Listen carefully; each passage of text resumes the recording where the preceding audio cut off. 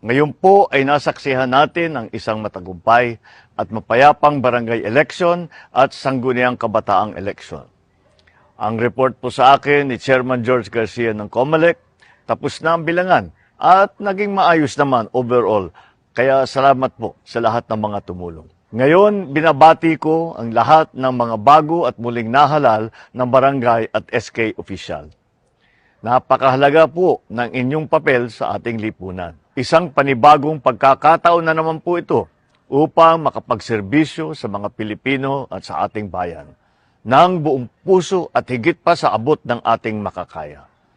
Maging tapat po tayo sa lahat ng oras. Lagi po nating unahin ang kapakanan ng sambayanan sapagkat sila po ang dahilan kung bakit nais nating magsilbi sa bayan. Sa ating pagkakaisa at kolektibong pagsisikap, tiyak na maisusulong natin ang bagong Pilipinas kung saan ang bawat barangay ay mapayapa, masaya at maunlad. Kung saan ay nananaig ang pagkakaisa, pagkakaunawaan at kasaganahan. At kung saan ang bawat mamamayan ay taas noo bilang mga Pilipino.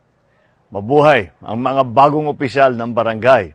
Mabuhay ang ating mga kabataan ng sangguniang kabataan. Mabuhay ang bagong Pilipinas.